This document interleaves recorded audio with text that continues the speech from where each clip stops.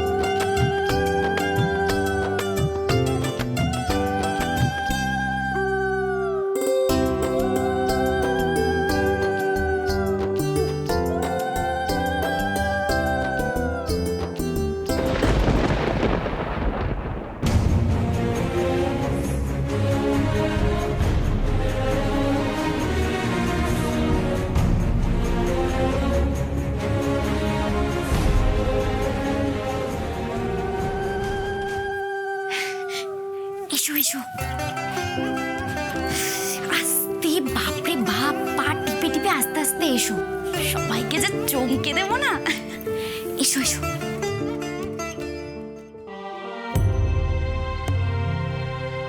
তিস্তা সবটা জানতে পারলে কি যে হবে।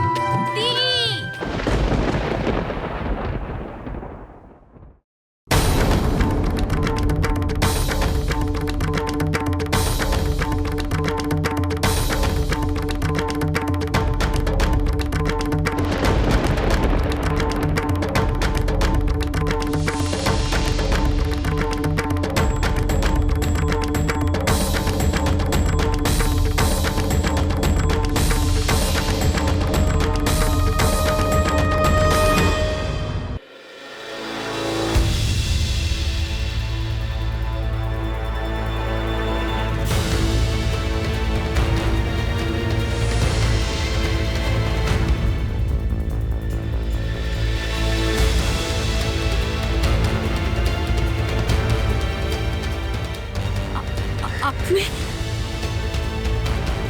মনে আছে দেখছি। অবশ্য আমাকে ভোলা অত সহজ নয়, কারণ আমার কেসটা তো স্পেশাল কেস ছিল, তাই না? মানে মানেটা আমি আপনাকে গাড়িতে যেতে যেতে বোঝাই। চলুন, আমার গাড়ি আছে সঙ্গে, আমার গাড়িতে চলুন।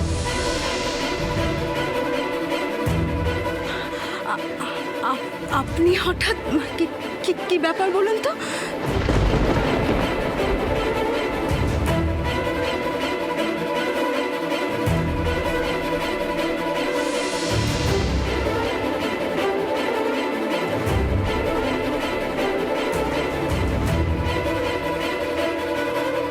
এবার বোধহয় ব্যাপারটা আপনার কাছে পরিষ্কার হচ্ছে নাকি?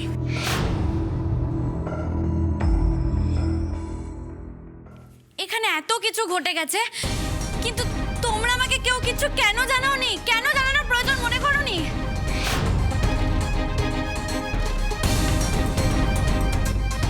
কি হলো? তোমরা সবাই এখন কেন চুপ করে আছো?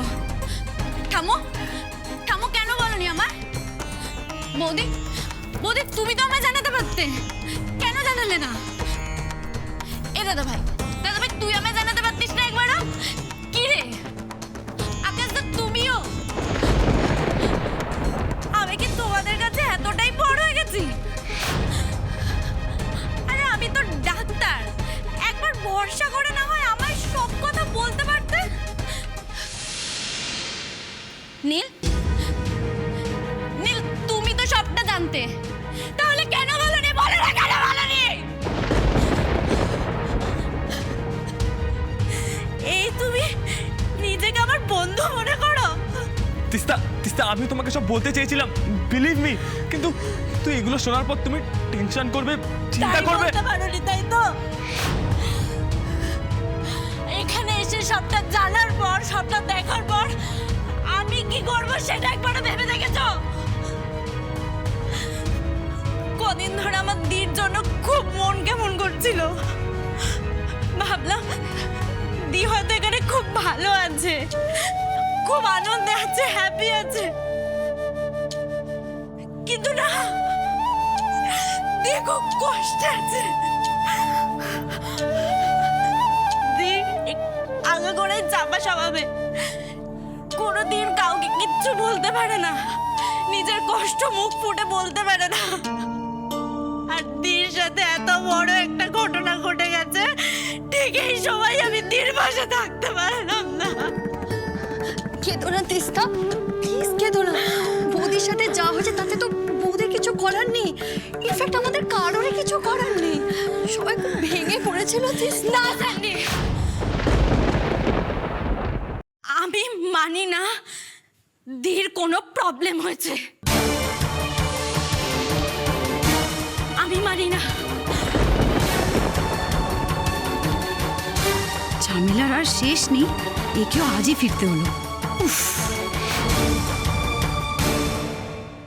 একজন ডাক্তার হয়ে তার পেশেন্টকে ঠকানোর কি শাস্তি হতে পারে? বিশ্বাস করুন, ইচ্ছে করে কিচ্ছু করিনি, আর টাকার লোভেও করিনি। আমি বাধ্য হয়ে করেছি আপনার বোনের কথায়।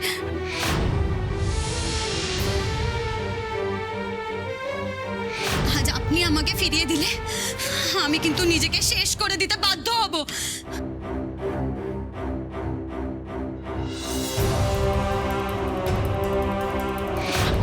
আপনার বোনের জোড়াজুড়িতে আমি কাজটা করতে বাধ্য হয়েছি।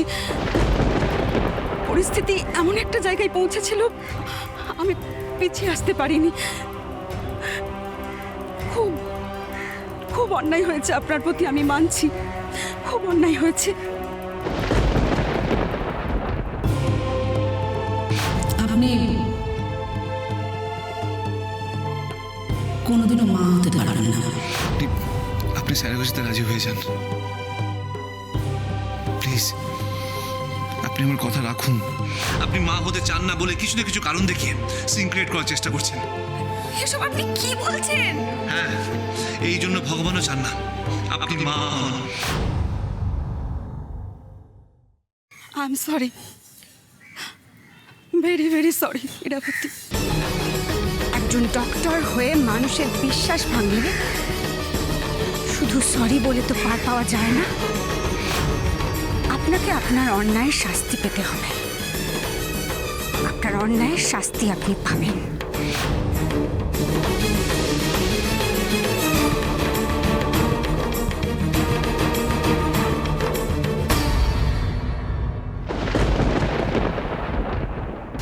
তোর খেলা শেষ ছিলি, এবার সব সত্যিটা সবার সামনে আসবে।